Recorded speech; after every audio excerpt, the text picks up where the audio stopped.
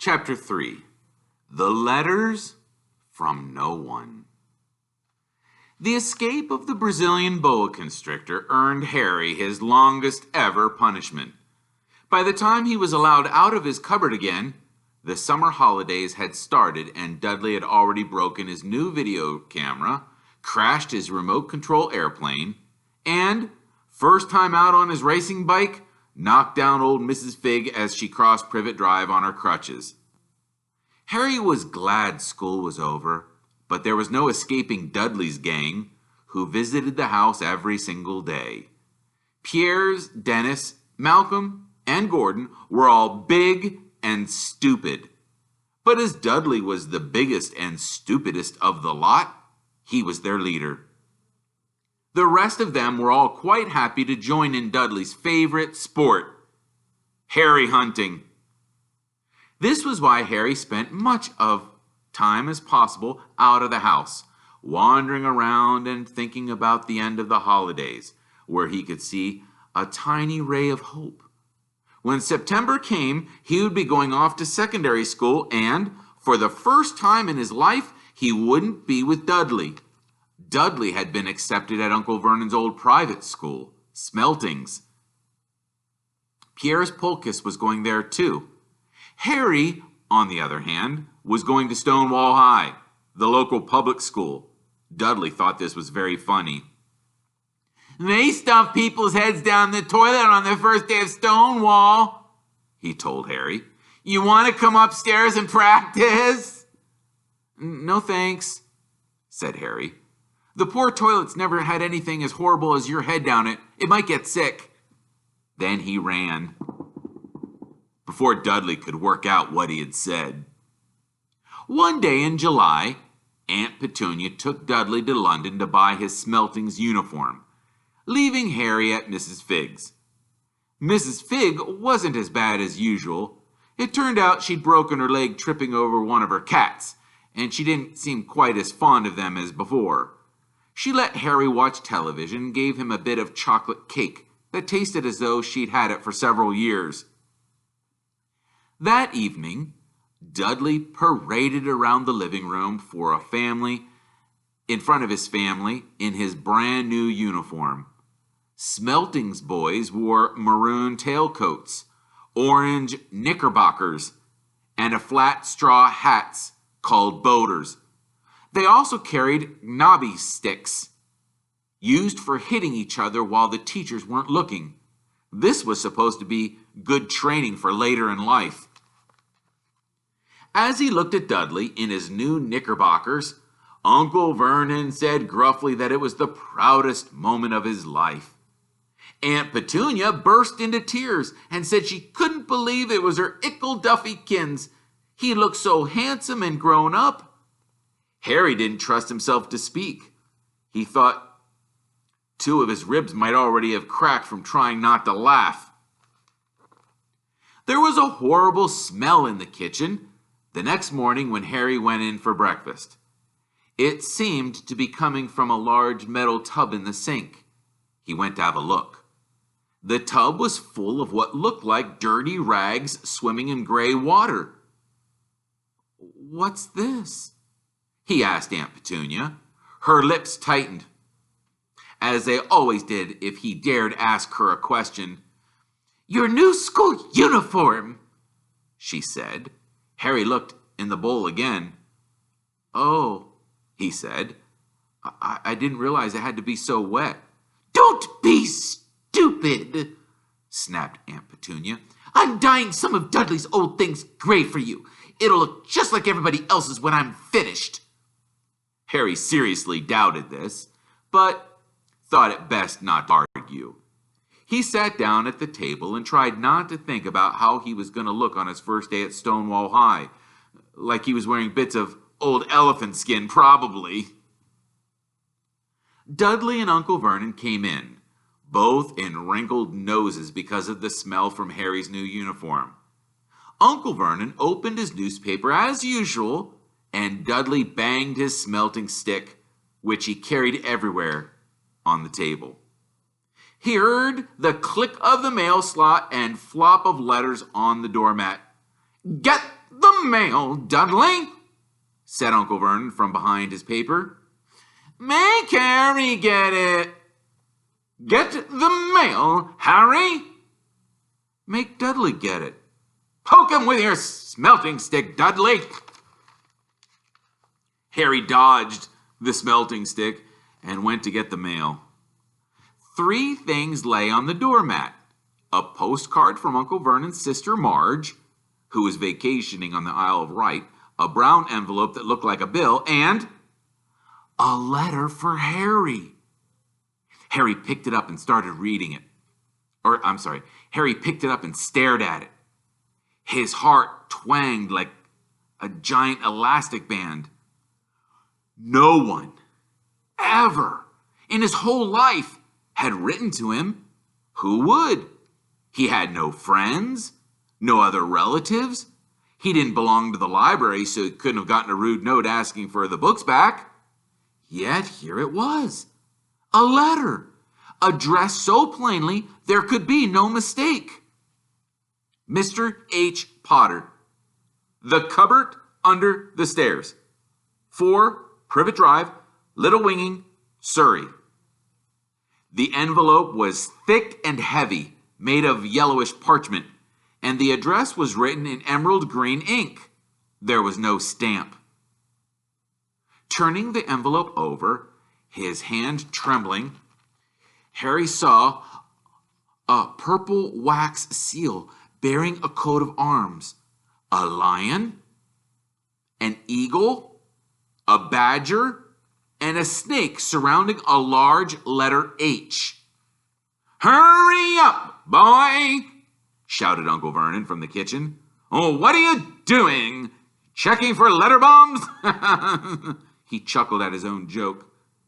Harry went back to the kitchen, still staring at his letter. He handed Uncle Vernon the bill and the postcard, sat down, and slowly began to open the yellow envelope. Uncle Vernon ripped open the bill, snorted in disgust, and flipped over the postcard. "Marge is ill," he informed Aunt Petunia. "Ain't a funny whelk." "Dad," said Dudley suddenly. "Dad, Harry's got something." Harry was on the point of unfolding his letter, which was written in the same heavy parchment as the envelope, when it was jerked sharply out of his hand by Uncle Vernon. "Hey, that's mine," said Harry, trying to snatch it back. "Who'd be writing to you?" sneered Uncle Vernon, shaking the letter open with one hand and glancing at it. His face went from red to green faster than a set of traffic lights, and it didn't stop there. Within seconds, it was the grayish white of old porridge. "Petunia!" he gasped. Dudley tried to grab the letter and read it, but Uncle Vernon held it high out of his reach. Aunt Petunia took it curiously and read the first line. For a moment it looked as though she might faint. She clutched her throat and made a choking noise. "Vernon! Oh my goodness, Vernon!" They stared at each other, seeming to have forgotten that Harry and Dudley were still in the room. Dudley wasn't used to being ignored. He gave his father a sharp tap on the head with a smelting stick. "I want to read that letter," he said loudly. "I want to read it," said Harry furiously, "as it is mine." "Get out, both of you," croaked Uncle Vernon, stuffing the letter back inside his envelope. Harry didn't move. "I want my letter," he shouted. "Let me have it," demanded Dudley. "Out!" roared Uncle Vernon, and he took both Harry and Dudley by the scruffs of their necks and threw them into the hall, slamming the kitchen door behind them. Harry and Dudley promptly had a furious but silent fight over who would listen at the keyhole. Dudley won. So Harry, his glasses dangling from one ear, lay flat on his stomach to listen at the crack between the door and the floor. "Vernon," Aunt Petunia was saying in a quivering voice. "Look at the address. How could they possibly know where he sleeps? You don't think they're watching the house?" "Watching? Spying? Might be following us," muttered Uncle Vernon wildly. "What should we do, Vernon? Should we write back? Tell them we don't want—" Harry could see Uncle Vernon's shiny black shoes pacing up and down the kitchen. "No," he said finally. "No, we'll ignore it. If they don't get an answer, yes, that's the best. We won't do anything." "But I'm not having one in the house, Petunia. Didn't we swear when we took him in we'd stamp out that dangerous nonsense?" That evening, when he got back from work, Uncle Vernon did something he had never done before. He visited Harry in his cupboard. "Where's my letter?" said Harry, the moment Uncle Vernon squeezed through the door. "Who's writing to me?" "No one. It was addressed to you by mistake," said Uncle Vernon shortly. "I burned it." "It was not a mistake," said Harry angrily. "It had my cupboard on it." "Silence!" yelled Uncle Vernon, and a couple of spiders fell from the ceiling. He took a few deep breaths, then forced his face into a smile, which looked quite painful. "Yes, Harry, about the cupboard. Your aunt and I have been thinking you're getting a bit big for it. We think it might be nice if you moved into Dudley's second bedroom." "Why?" said Harry. "Don't ask questions," snapped his uncle. "Take this stuff upstairs now." The Dursleys' house had 4 bedrooms, one for Uncle Vernon and Aunt Petunia, one for visitors, usually Uncle Vernon's sister, Marge, one where Dudley slept, and one where Dudley kept all the toys and things that wouldn't fit into his first bedroom. It only took Harry one trip upstairs to move everything he owned from the cupboard to his room. He sat down on the bed and stared around him. Nearly everything in here was broken. The month-old video camera was lying on top of a small working tank Dudley had once driven over the next-door neighbor's dog. In the corner was Dudley's first ever television set, which he'd put his foot through when his favorite program had been canceled. There was a large bird cage which had once held a parrot that Dudley had swapped at school for a real air rifle, which was up on the shelf with the end all bent because Dudley had sat on it. Other shelves were full of books. They were the only things in the room that looked as though they had never been touched. From downstairs came the sound of Dudley bawling at his mother. "I don't want him in there. I need that room. Make him get out." Harry sighed and stretched out on the bed. Yesterday, he'd have given anything to be up here. Today, he'd rather be back in his cupboard with that letter than up here without it. The next morning at breakfast, everyone was rather quiet. Dudley was in shock. He'd screamed, whacked his father with his smelting stick, been sick on purpose, kicked his mother, and thrown his tortoise through the greenhouse roof. And he still didn't have his room back. Harry was thinking about this time yesterday and bitterly wishing he'd opened the letter in the hall. Uncle Vernon and Aunt Petunia kept looking at each other darkly. When the mail arrived, Uncle Vernon, who seemed to be trying to be nice to Harry, made Dudley go and get it. They heard him banging things with his smelting stick all the way down the hall. Then he shouted, "There's another one! Mr. H. Potter, smallest bedroom, 4 Privet Drive." With a strangled cry, Uncle Vernon leaped from his seat and ran down the hall, Harry right behind him. Uncle Vernon had to wrestle Dudley to the ground to get the letter from him, which was made difficult by the fact that Harry had grabbed Uncle Vernon around the neck from behind.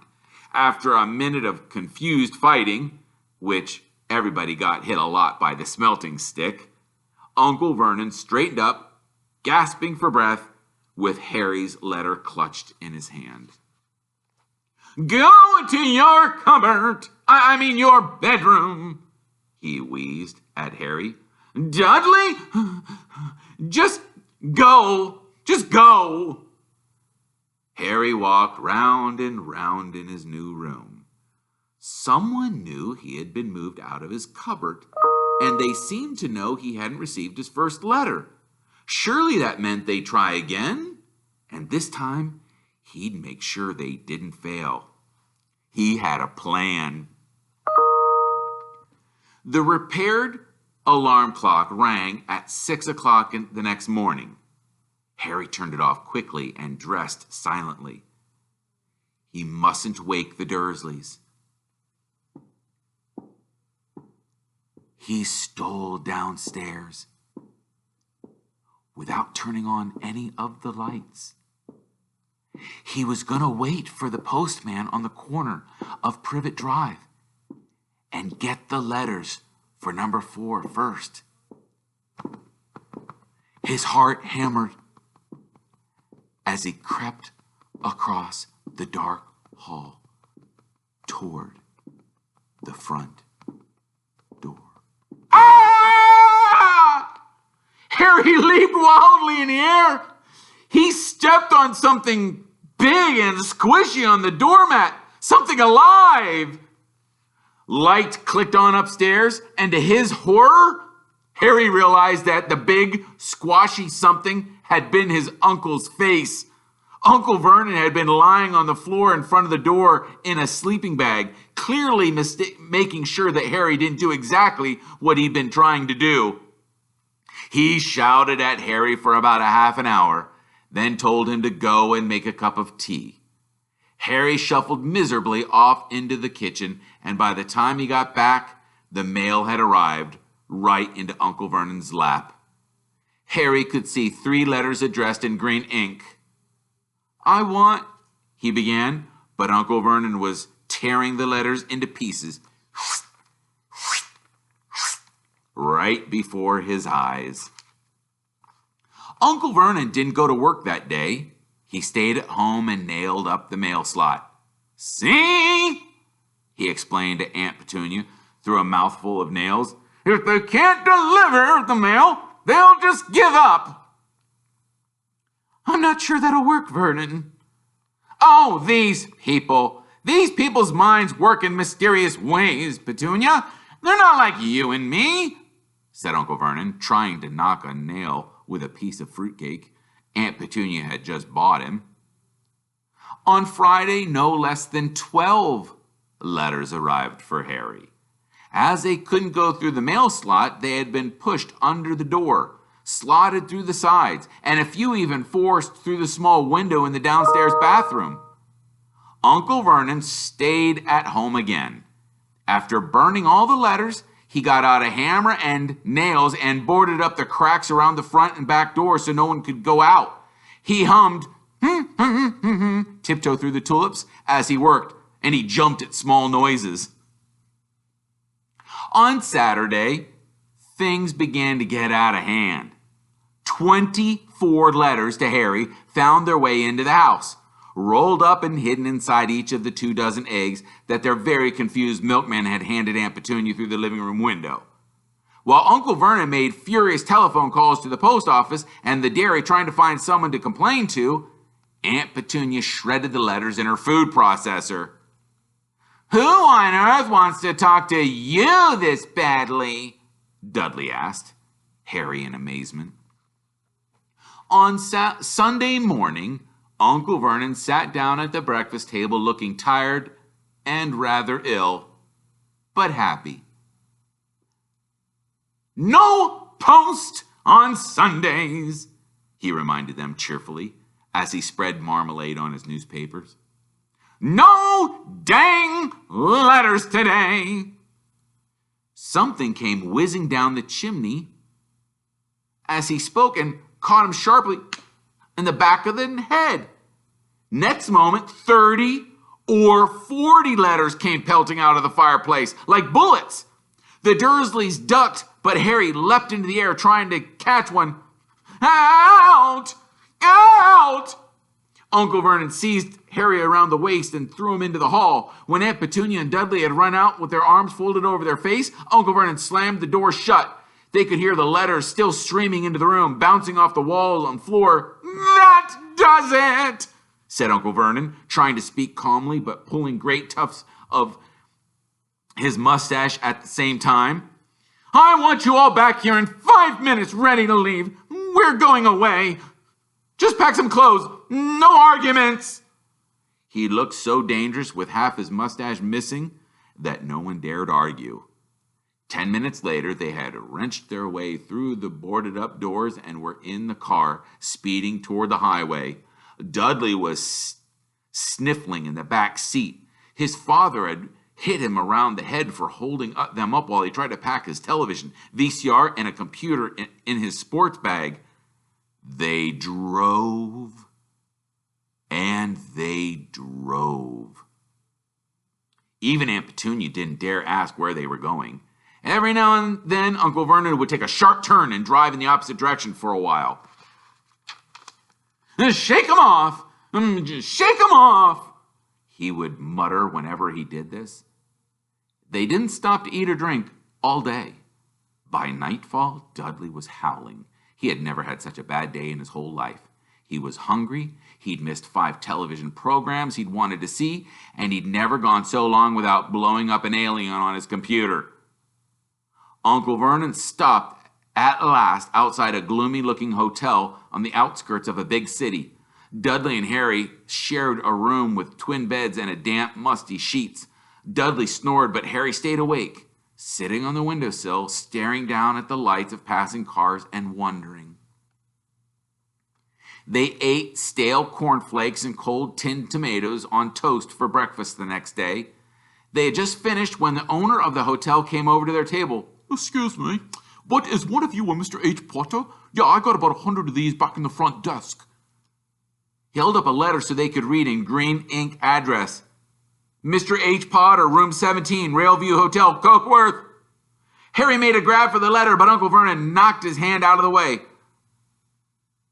The person stared. I'll take them, said Uncle Vernon, standing up quickly and following her from the dining room. Wouldn't it be better if we just go home, dear? Aunt Petunia suggested timidly hours later, but Uncle Vernon didn't seem to hear her. Exactly what he was looking for, none of them knew. He drove them into the middle of a forest, got out, looked around, shook his head, got back in the car, and they drove off again. The same thing happened in the middle of a plowed field, halfway across the suspension bridge, at the top of a multi-level parking garage. Daddy's gone mad, hasn't he? Dudley asked Aunt Petunia dully late that afternoon.